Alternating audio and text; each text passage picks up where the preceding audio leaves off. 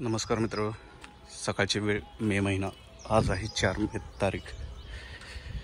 तर बरेच दिवस झालं व्हिडिओ रिअलमध्ये अपलोड केला नव्हता. यूट्यूबला आधी लाईव्ह व्हिडिओ करत होता.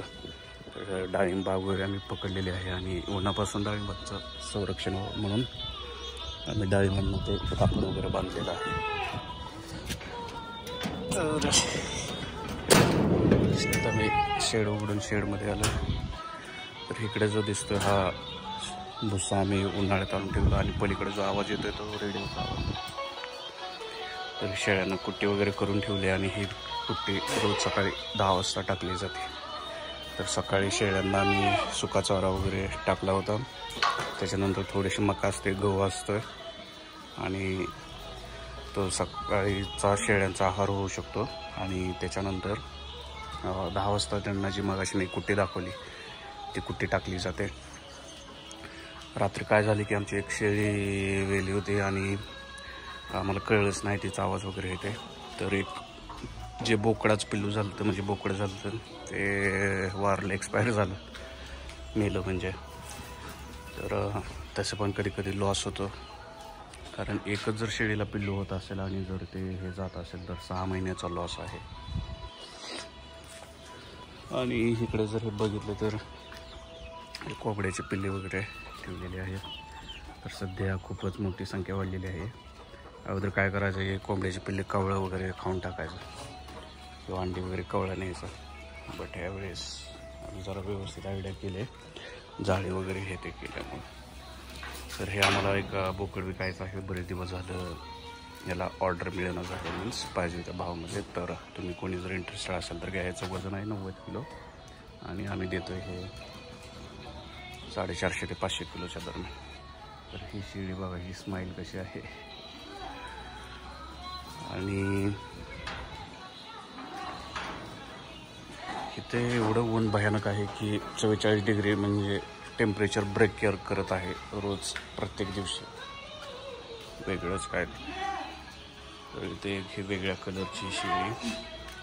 इथं बऱ्यापैकी आमच्याकडच्या ज्या शेळ्या आहेत त्या उस्मानाबादी, शिरोही अशा टाईपचा आहे. शेळ्यांमध्ये त्याच्यामध्ये कोंबड्या पण ठेवलेल्या आहेत, जेणेकरून ते गोशेड वगैरे ते खाऊन टाकतात सगळं. आणि आता शेळ्या का ओरडते, तर जर शेतामध्ये कोणी माणूस गेला असेल, तिकडच्या साईडला आमचा मेथी घास, गिनीगोल हे ते सर्व आहे, जे शेळ्यांचं खाद्य, हा गिनीगोल.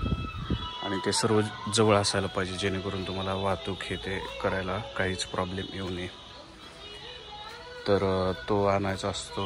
त्याच्यानंतर दुपारी आम्ही गवताच्या गाडा सर्व शेळ्यांना टाकतो, म्हणजे क्वालिटीमध्ये व्हरायटी आणि बाहेरचे खाद्य त्यांना मिळायला पाहिजे. आणि शेडमध्ये ही जी काही जागा आहे तो पण आम्ही स्पेस भरपूर ठेवला आहे, वेगवेगळे कप्पे करून, जेणेकरून शेळ्यांचा व्यायाम व्हावा, त्यांचं चालणं व्हावं.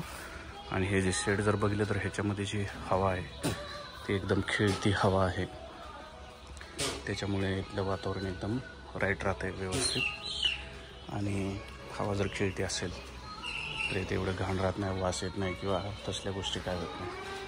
जर तुम्ही पोल्ट्री फार्म वगैरे जर बघितलं तर तिथं तुम्हाला माहिती आहे किती हे असतं, घाण वास किंवा येते, जर व्यवस्थित तिथून जर व्हेंटिलेशन होत नसेल तर हे आहे सध्याची अशी सिच्युएशन. आणि तुम्हाला जर कोणाला काय ऑर्डर करायचं असेल किंवा याच्याबद्दल विचारायचं असेल, माहिती हवी असेल तर सांगा.